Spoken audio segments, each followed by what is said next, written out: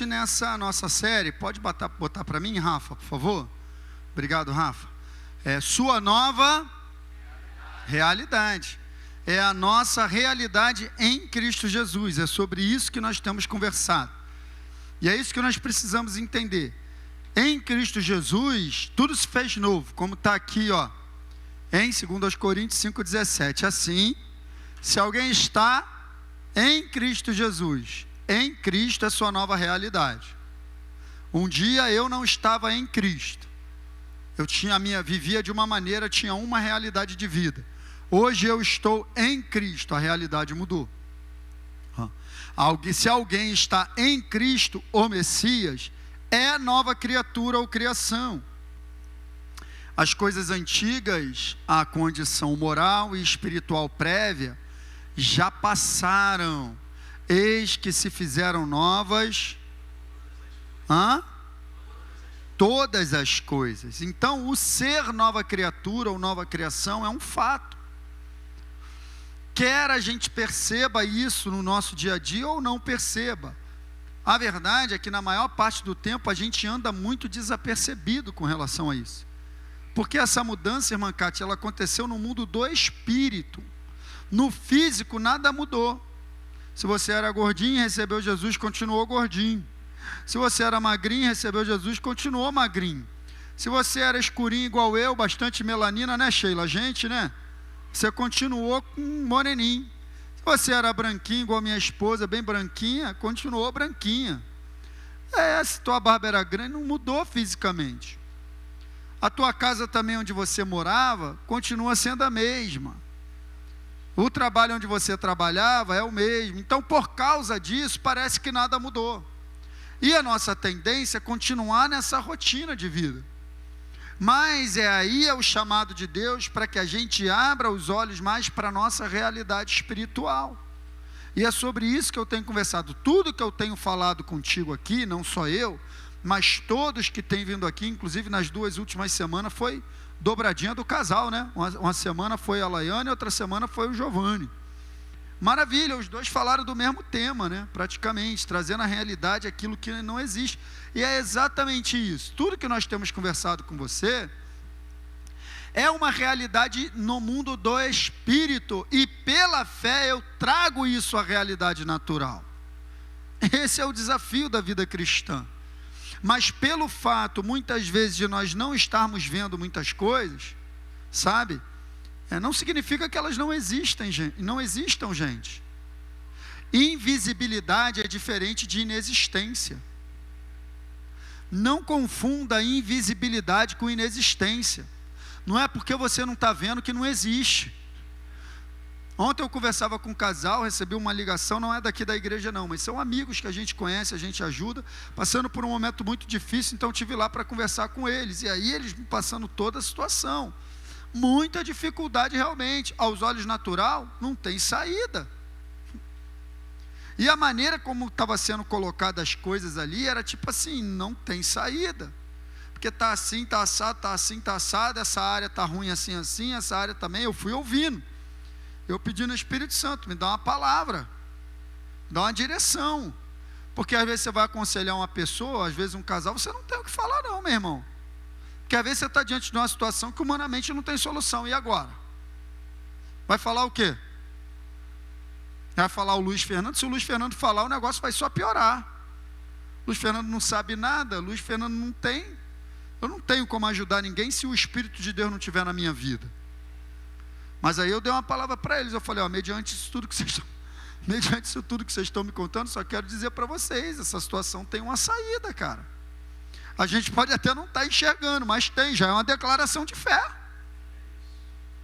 Porque muitas vezes você está numa situação que parece mesmo que é um beco sem saída, mas eu quero declarar para a tua vida, hein, tem saída. Pode ainda não ter, você ainda não viu, mas tem saída. Tem saída. Porque Ele está contigo, Ele está conosco. Então, isso a gente precisa enxergar no mundo do espírito. Os nossos olhos espirituais, Elaine, eles precisam estar mais abertos do que esses olhos aqui. Está entendendo, Rodrigo? A gente tem que abrir os olhos espirituais. Abrir os olhos espirituais, gente, é ter uma percepção mais apurada das coisas do Espírito.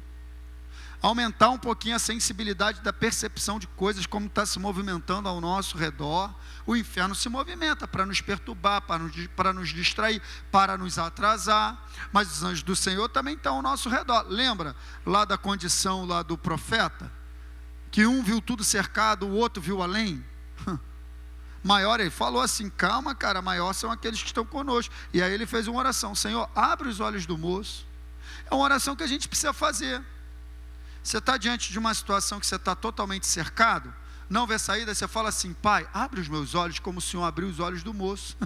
É uma oração, ele vai abrir, você vai começar a enxergar os carros de fogo, os anjos de guerra, com espada flamejante do teu lado, guerreando por você e pela tua vida.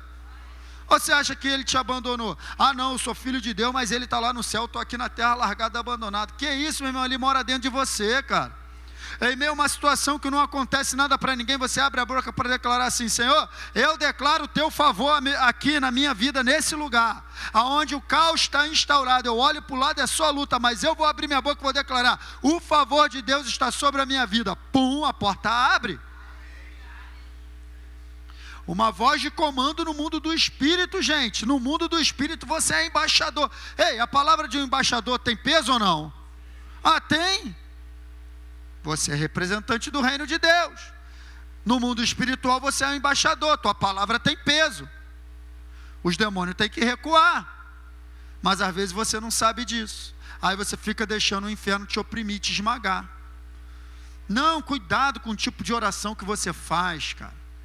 Às vezes o inferno está te espremendo no canto da parede, você está assim, ó, Senhor, tem misericórdia, Senhor, Senhor, me ajuda, Senhor, tem misericórdia, você vai ficando cada vez mais encolhido. Que tem misericórdia o quê? Que Senhor me ajuda o quê? Ele já te ajudou, meu irmão, ele já fez de você nova criatura, te deu o Espírito Santo, fez de você, então você não tem que ficar sem misericórdia, você tem que se levantar. É da onde o ataque? O ataque é de lá, é mesmo? Então pega a ponto 50 espiritual, vira para lá e dá no inferno, meu irmão.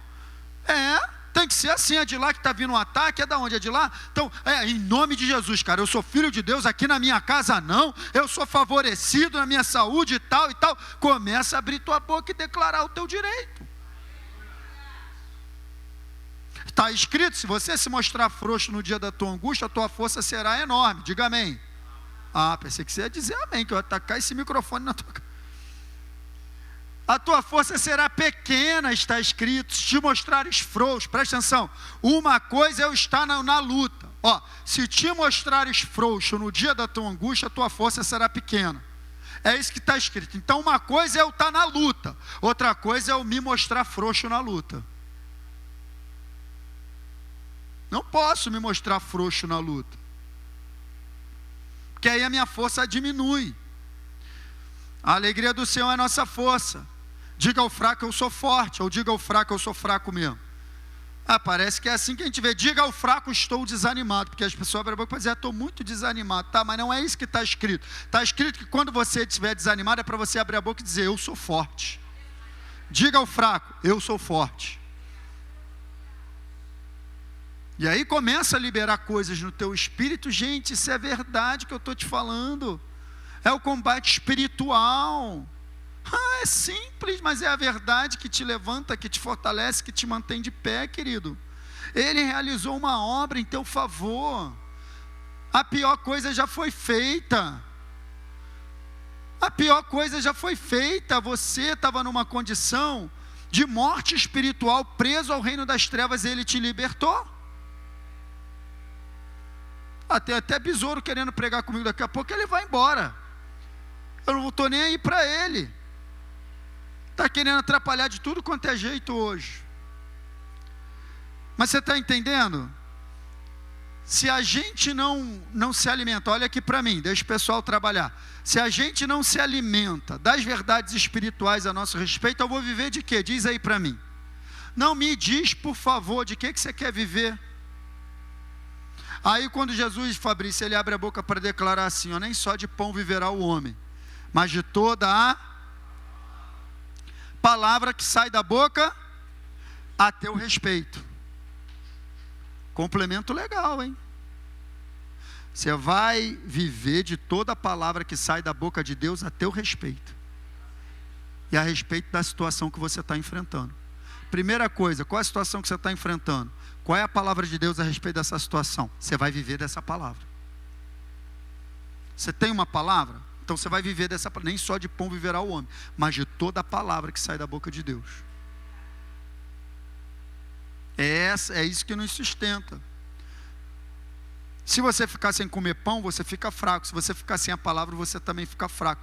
É essa comparação que Jesus está fazendo. É como se ele estivesse dizendo assim, ó: assim como o pão está para o estômago, assim a palavra está para o espírito.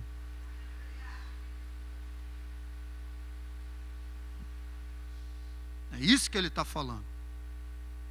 Quando ele diz, nem só de pão viverá o homem. Assim como o arroz e feijão te mantém de pé fisicamente, a palavra te mantém de pé espiritualmente. Fica uma semana sem comer, vai querer ficar só deitado. Quem está entendendo o que eu estou falando? Essas verdades são que nos fortalecem. Hoje eu vou colocar mais um tijolo nessa construção sobre a sua nova realidade. Tá? Então aqui também, no mesmo texto, ele diz um pouco mais à frente: aquele que não conheceu o pecado, ele, Deus, o fez pecado por nós, para que nele, em Cristo, fôssemos feitos justiça de Deus, justificados em Cristo Jesus. A obra da substituição.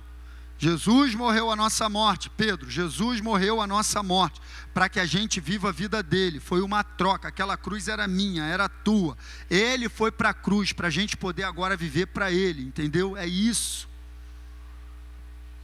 Uma troca. Barrabás foi o primeiro que ele substituiu.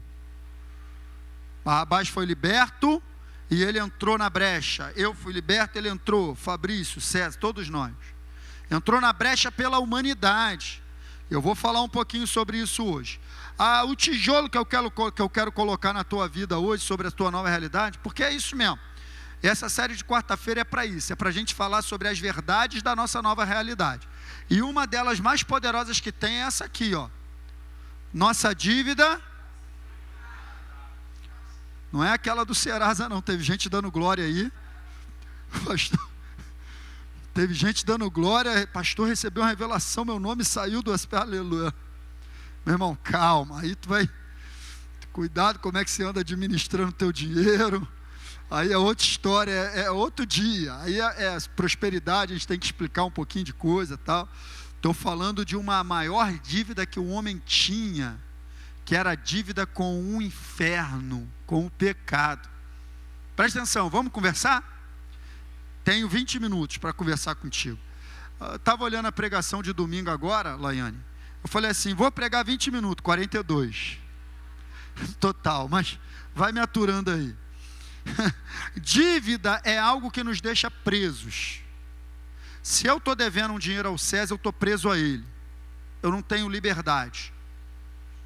Até qualquer coisa que eu vá fazer e tal, ele tem até direito de interferir. Pô, Luiz, está fazendo isso aí, mas meu dinheiro tu não me paga. Quem já viu esse tipo de comentário? Viajar é bom, mas pagar os outros também, é assim, né? O pessoal está devendo Deus e o mundo, mas na rede social só vive viajando. Aí surgem esses comentários lá.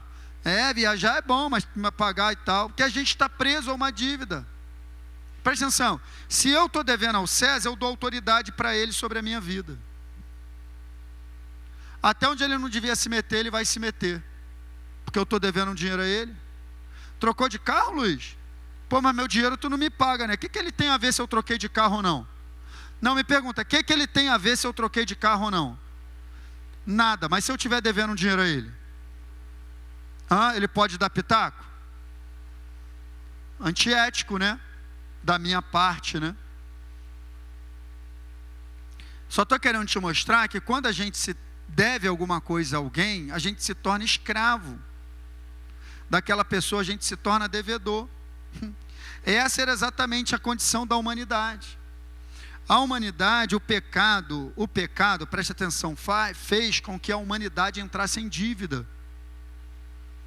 É isso, queridos, o pecado faz com que entremos em dívida. Dívida com quem, pastor? Que bom que você perguntou. dívida com o autor do pecado. É como, quando a gente peca, é como se a gente estivesse se apropriando de algo que é de Satanás. Porque ele é o autor do pecado. Ele foi o primeiro a pecar. Pecado de rebelião, pecado de desobediência a Deus, pecado de orgulho, de soberba. Satanás é a origem de todo pecado. Ele é o dono.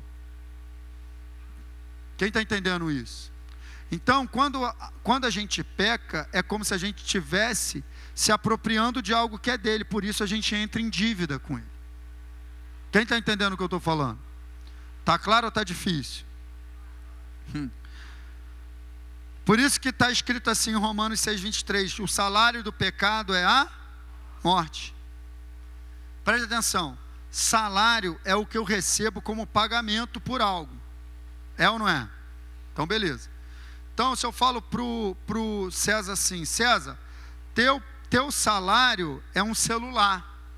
Quando ele fizer o que ele tem que fazer, o que é que ele tem que receber? O celular. Beleza. Quando a Bíblia diz assim, o salário do pecado é a morte, quando a gente peca, o que a gente recebe? E quem recebe morte está devendo vida.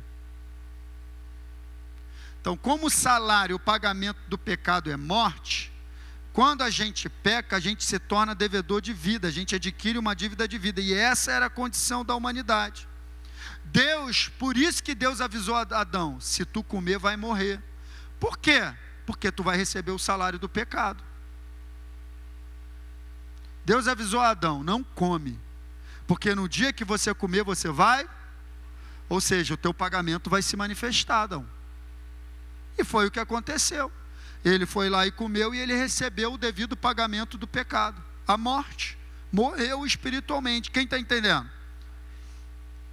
Só que tem uma questão, né?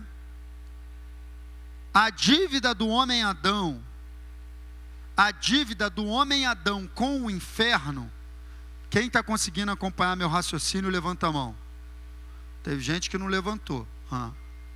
Tá legal? Então me acompanhe. A dívida do homem Adão com o inferno fez com que toda a humanidade entrasse nessa mesma dívida. Por quê? Porque todos viemos de Adão. Então imagine se o teu pai tinha uma dívida astronômica e ele morreu sem pagar, essa dívida passou para você, herdou a dívida. Essa é a nossa condição, a dívida é impagável, por isso que nenhum homem conseguiu pagar a dívida da humanidade, porque era impagável, porque todo homem nasce nessa condição de pecado. Então, essa dívida, lembra que eu falei que quando a gente deve alguém, a gente está preso? E foi exatamente isso que aconteceu. Toda a humanidade estava escravizada pelas trevas por conta de uma dívida. A dívida de Adão comprometeu toda a humanidade que veio de Adão. Isso aconteceu, gente. E toda a humanidade se tornou escrava de Satanás. Essa também era a minha e a tua condição antes de Cristo, escravos de Satanás. Por isso que a gente vivia uma vida de pecado e a gente achava até legal, achava até bonito, porque estávamos cegos, presos em dívida, natureza. Preste atenção, gente, a dívida com o inferno nos prendia por dentro. Por fora, aparentemente, liberdade, mas por dentro, uma natureza aprisionada ao pecado, só sabia pecar. Quem está entendendo o que eu estou falando? Nos prendeu, estávamos, você não via, mas eu e você estávamos enlaçados, cegos espiritualmente, enlaçados pelo pecado por conta de uma dívida. Satanás tinha autoridade legal sobre a nossa vida. Assim como eu falei que se eu estivesse devendo ao César, ele ia ter uma certa autoridade sobre a minha vida, por causa da nossa dívida com o diabo, ele tinha autoridade legal sobre a nossa vida. Por isso que não era algo assim: eu não quero mais você, seu diabo. Não, não tem esse negócio de não quer, você tem uma dívida comigo. Então eu não posso chegar para o César: César, não quero mais falar contigo, não quero mais saber de você, corta a amizade. O que ele vai falar para mim?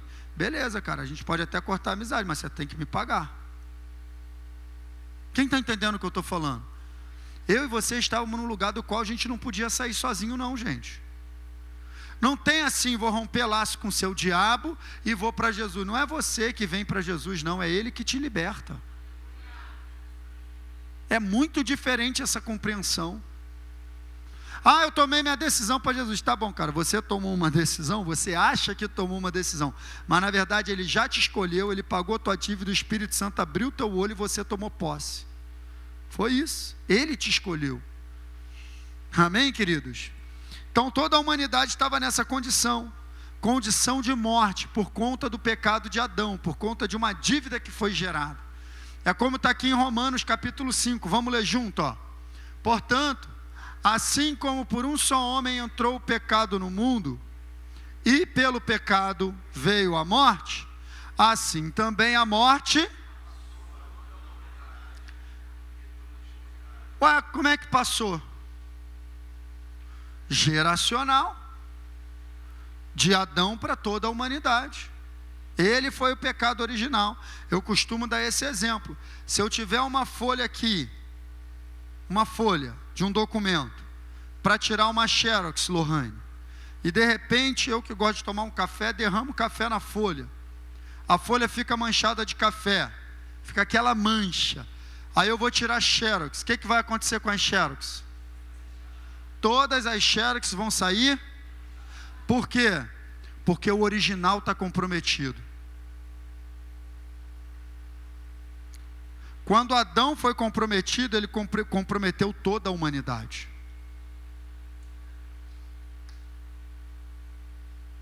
Toda a humanidade, porque todos pecaram. Todos pecaram. Então já nasce na condição de pecador. Ai, mas é um bebezinho tão lindo, que bonitinho. Já nascemos na condição de pecador.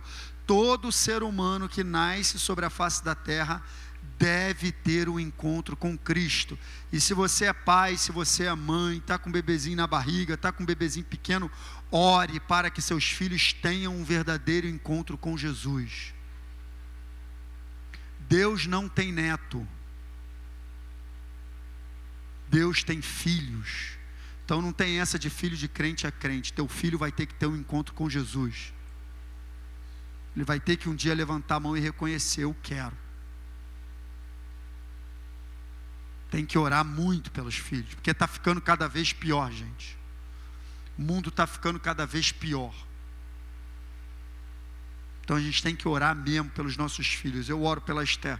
Pai, que ela tenha um encontro verdadeiro contigo, porque também a criança, filho de crente, filho de pastor principalmente, cresce dentro do ambiente da igreja, e vai ali, já sou da igreja, já cresci na igreja, se acostuma com o ambiente da igreja, entrega a vida a Jesus no automático, está no ambiente da igreja, vai crescendo dentro de uma religião, dentro de um costume, aí se acostumou, mas não teve um encontro verdadeiro com Jesus. Quem vem do mundo, cara, assim, é ruim, tal, mas eu sei, eu tive um encontro com Jesus, cara. Eu vim do mundo, eu tive um encontro com Ele. Agora, às vezes, o filho que nasce dentro da igreja vai se acostumando, entendeu, Laiane? A gente que tem filho que cria dentro da igreja, a gente tem que orar muito para eles terem um encontro verdadeiro com Jesus. O Luciano Subirá, ele conta esse testemunho. Luciano Subirá não, o pastor Luciano Subirá, ele conta esse testemunho dele. Ele fala que ele nasceu, o pai dele já era pastor e tal, ele dentro da igreja, então ele via as pessoas contarem as suas experiências de conversão, ele ficava assim: pô, eu não tive uma experiência dessa, eu não tive uma experiência com Jesus, eu não tive um impacto forte com Jesus, eu não tive isso, eu estava dentro da igreja, estava ali, aceitei Jesus, me batizei e tal, mas eu não tive. E aí com 15 anos ele começou a orar a Deus e perceber isso: eu não tive, e aí Deus batizou ele com o Espírito Santo, e aí ele teve uma experiência fortíssima com Deus. No batismo com o Espírito Santo ele teve um encontro com Jesus. Então a gente, cara, que tem os filhos dentro da igreja, vão crescendo na salinha, vai se acostumando, já conhece as historinhas da Bíblia, já sei como é que é, a tendência é crescer acostumado com o ambiente de igreja e não tem um encontro verdadeiro. Tem que ter um encontro verdadeiro, ter de frente com Jesus e chapar assim: Ele é meu Salvador. Amém? Então é isso, toda a humanidade nasceu nessa condição, por causa de um homem, por um só homem. Quem é esse homem? Não, está falando de Jesus aqui não, aqui está falando de Adão ainda, mas daqui a pouco vai falar de Jesus mesmo, aqui portanto, assim como por uma só ofensa, veio o juízo sobre todos os seres humanos para a condenação, ofensa de quem? De Adão. Assim também por um só ato de justiça de quem? Agora sim, Jesus. Veio graça sobre todos para a justificação que dá. Lembra, o salário do pecado é Qual é o antídoto para a morte? Foi o que Jesus veio trazer. Verso 19. Porque, como pela desobediência de um só homem, quem é? Quem? Muitos se tornaram pecadores, assim também por meio da obediência de um só, quem é? Muitos se tornarão justos, justificados em Cristo Jesus. Presta atenção, Paulo, ele dá show em Romanos, fazendo a comparação entre o primeiro Adão e o segundo Adão. Jesus é chamado também na palavra de Deus de segundo Adão. Por que, pastor, o segundo Adão? Que comparação é essa? Eu te explico. Assim como Adão foi um cabeça de raça, assim como Adão foi o primeiro homem de muitos homens naturais, pegou? Jesus também, quando ele ressuscitou espiritualmente, ele foi o primeiro a ser feito nova criatura. Então ele é o cabeça de uma outra raça, a raça da nova criatura que somos eu e você. Por isso que Jesus falou para Nicodemos, tem que nascer de novo. Você só é nascido de Adão, agora tem que nascer de Cristo. Quem está entendendo o que eu estou falando? Então, assim como Adão é um cabeça de raça, Jesus também é um cabeça de raça. Ele veio inaugurar o tempo da nova criatura. Foi o primeiro a ressuscitar espiritualmente, porque eu não sei se você sabe, mas Jesus morreu espiritualmente. Porque morte física não paga dívida de pecado. O pecado gera morte espiritual, e foi essa morte que ele morreu. Por isso o Espírito Santo teve que ressuscitar Jesus dentre os mortos. Não só físicos, mas mortos espirituais. Ele morreu espiritualmente no momento em que Deus se separou dele na cruz. Pode ver que é um momento que ele chama Deus de Deus e não de Pai. É um único momento. Deus meu, por que me desamparaste? Ele chama Deus de Pai a jornada dele inteira, mas na cruz ele chama Deus de Deus, porque ali ele estava separado do Pai, por causa da morte espiritual, era a condição da humanidade. Ele se fez pecado, ele se fez morte. Então a obra da cruz do Calvário, que Jesus realizou, gente, foi uma obra de libertação. Mas a libertação que ele operou foi a libertação mediante o pagamento de uma dívida. Não falei que a dívida nos deixa presos?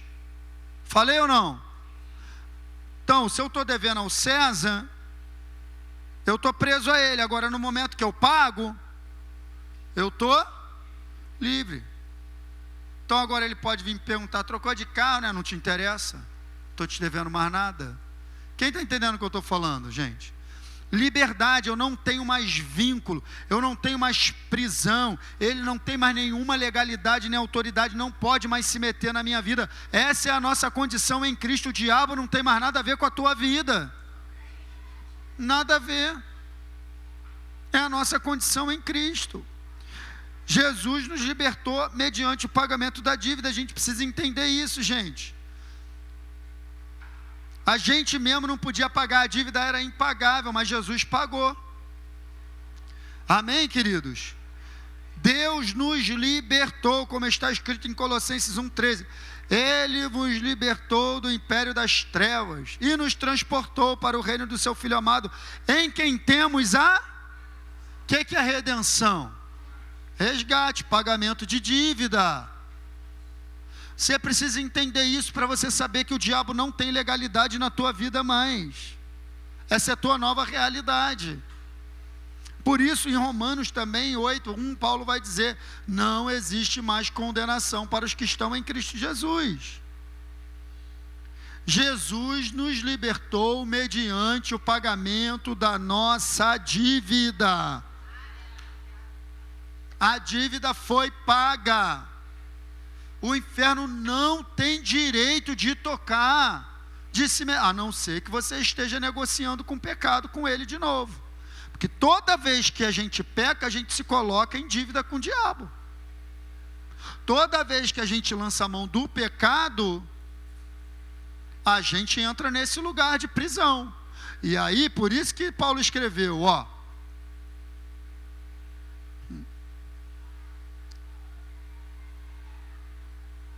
eu acho que é Efésios 5. Não é. Mas ele escreveu assim, foi para a liberdade que Cristo, Gálatas 5, né? Foi para a liberdade que Cristo, não vos deixei novamente submeter a julgo de, olha o alerta.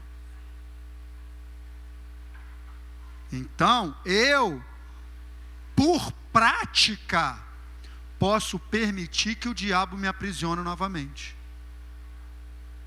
Foi para a liberdade que Cristo te libertou. Não vos deixei novamente submeter a julgo de escravidão, hein? Olha o aviso, hein? Então, eu saí do lugar mediante pagamento de dívida. É por isso que, qual é? Só que é o seguinte, então, agora, se eu peco, eu preciso me arrepender. E toda vez que eu me arrependo de coração, eu aciono o sangue de Jesus, que foi o preço. Por isso que João também escreve na sua carta: filhinhos, não pequeis, porém se pecardes, tendes um advogado, Jesus Cristo justo. Então o que é que ele está dizendo? Olha, não peque, seu estilo de vida não é esse.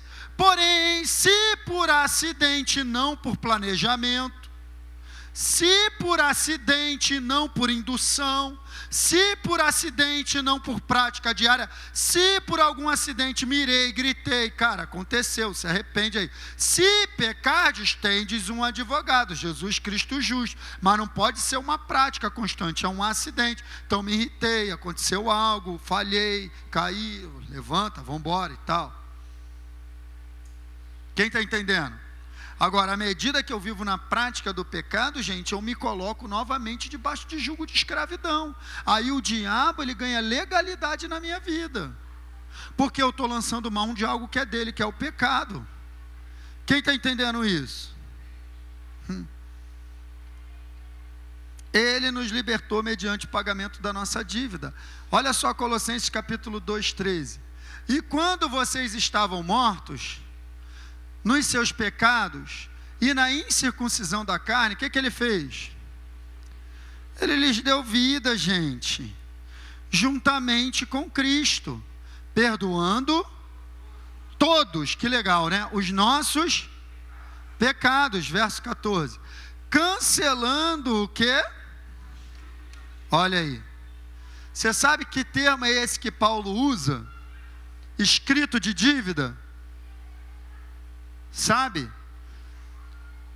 Para quem é da minha época aí, o mais próximo para você poder entender isso é uma nota promissória. Quem pegou nota promissória, levanta a mão aí. Ah, Jesus. Que os velhinhos digam glória a Deus. Nota promissória. Era assim que era feito nessa época. Então você ia lá, pegava algo, você assinava um documento, contrariava uma dívida. Você assinava algo que você contraiu uma dívida. Hoje em dia tem cartão de crédito, tem. Mas na época não era assim. Você ia lá, fazia uma dívida, você assinava um documento. O nome desse documento era escrito de dívida. Eu estou assinando aqui, assumindo que eu tenho essa dívida. O que a Bíblia está dizendo é que Jesus pegou o escrito de dívida que era contra nós, que era a dívida que a gente tinha, e ele rasgou, ele cravou na cruz. A dívida foi paga. A nota promissória foi paga, gente. Constava de ordenança, nos era prejudicial. Ele removeu inteiramente, cravando na cruz. É isso que ele fez, ele pagou a dívida. E automaticamente, quando ele paga a dívida, se a dívida que me prendia,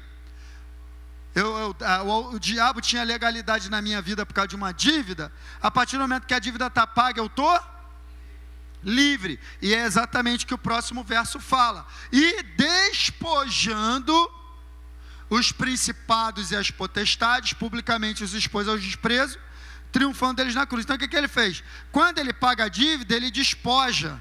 O que é despojar? Despojar é tipo assim, digamos que eu sou um rei, o César também tem o seu exército, a gente entra em guerra um contra o outro. Se eu derroto o exército do César, eu vou tomar tudo que é dele. O palácio dele, a família dele, até a mulher às vezes.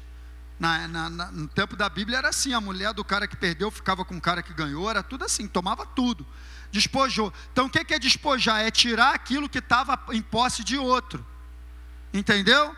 Então quando Jesus pagou a nossa dívida, Ele nos tirou da possessão de Satanás, Ele nos arrancou, Ele despojou o principado, Ele despojou. O que Ele tirou do diabo que estava na mão dele? A minha e a tua vida. A minha e a tua vida, porque nós estávamos presos, mas no momento que Ele pagou, Ele nos arrancou, Ele despojou, Ele venceu. Amém, queridos? Por que é colocado assim que Ele triunfou, Ele venceu? Porque através da obra da cruz, Jesus retirou do diabo a humanidade que estava em seu poder. A humanidade não está mais debaixo do poder do inferno. Basta que reconheça Jesus como Senhor e Salvador. É só isso. Jesus operou uma obra de liberdade, pagando o preço, gente, da nossa dívida. E é isso que você precisa entender. A gente coloca muito foco no amor de Deus, e Ele fez isso por amor, eu vou falar agora no final. Mas você precisa entender, a obra de Jesus é uma obra legal, legalmente válida. A obra de Jesus na cruz do Calvário é legalmente válida. Jesus não deu um jeitinho. Jesus não fez um remendo. Tanto Ele não deu um jeitinho que para resolver o problema que o homem causou, o filho dele teve que morrer. Se Ele quisesse dar um jeitinho, não precisava matar o filho dele.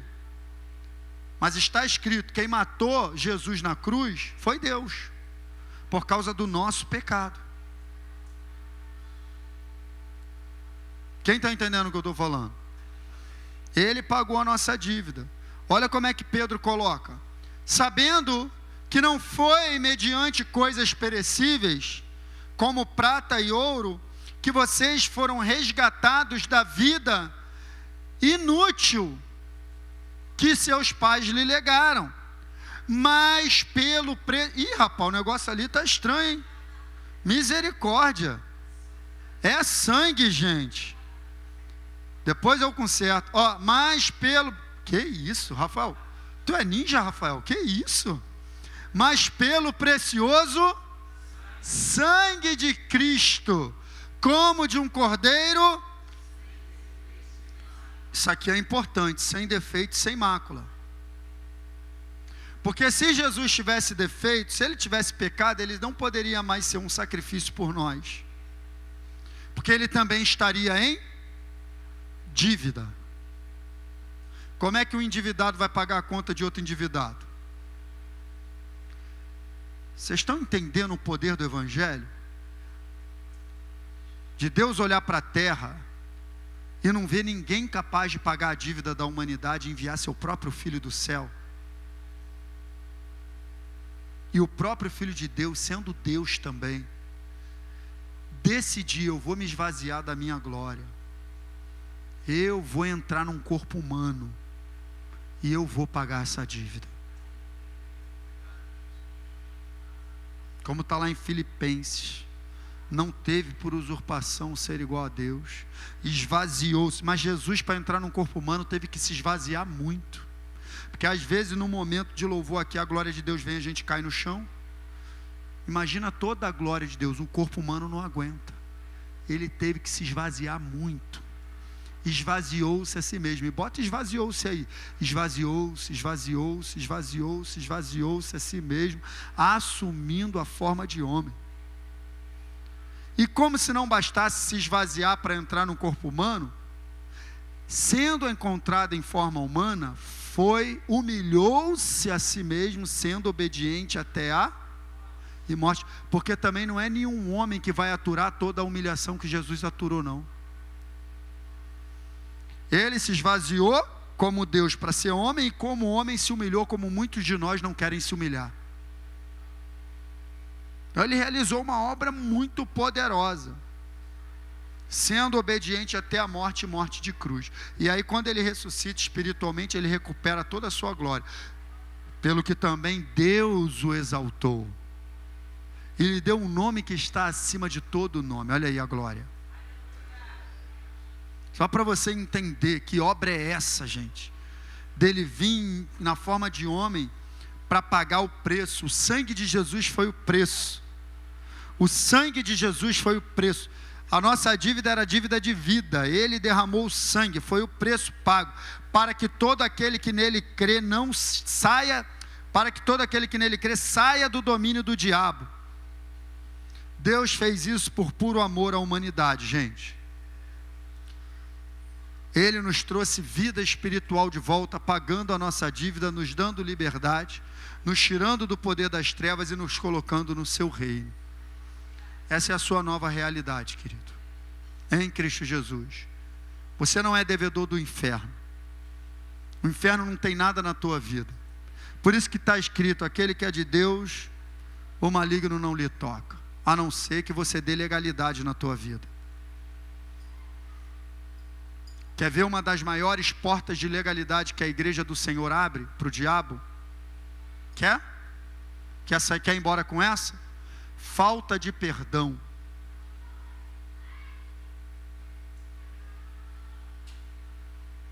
É a maior porta que a igreja abre para o diabo entrar. Falta de perdão.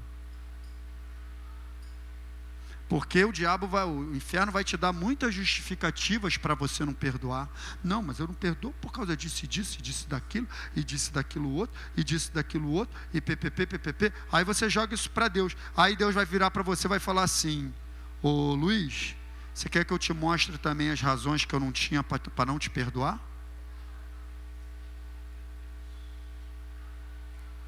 Não, Deus vai me perguntar: Luiz, você quer que eu comece a te mostrar as razões que eu tinha para não te perdoar também?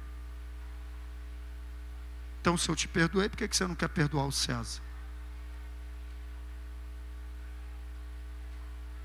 O diabo está liderando a igreja quando tem falta de perdão na igreja. Briga entre irmãos, discussão. Meu Deus, isso aí o diabo está à frente, batendo palma, dando gargalhada. Pode levantar a mão, adorar a Deus, pode cantar 10.000 louvores, pode orar de joelho 2 horas, tem falta de perdão, litígio na igreja. Cara, isso é tão sério que a Bíblia, em 2 Coríntios, Paulo fala assim: será que vocês não conseguem resolver as questões entre vocês e tem que levar as questões de vocês perante os incrédulos? Isso é uma vergonha para vocês. Ele fala assim: isso é uma vergonha para vocês. Estão passando vergonha, que está o mundo todo vendo a briga de vocês, porque leva as questões nossas para o lado de fora. O diabo está liderando uma das maiores portas. Agora, se eu não abro porta, ele não toca, porque, gente, ele não é maluco, está entendendo? Não é maluco, não vai poder, porque uma obra foi feita, cara, em nosso favor. Então, no mesmo texto que nós lemos, escute, estou terminando. No mesmo texto que nós lemos de Romanos 6:23, que diz: o salário do pecado é diz assim na continuidade: mas o dom gratuito de Deus é a vida eterna em Cristo Jesus nosso Senhor. É um dom que Ele nos deu a vida. Ele fez isso por amor. Em João 3:16 e 17 diz o quê? Porque Deus amou o mundo de tal maneira que deu o seu Filho unigênito, para que todo aquele que nele crê não pereça, mas tenha vida eterna. Ele deu o seu Filho para que todo aquele que nele crê não pereça.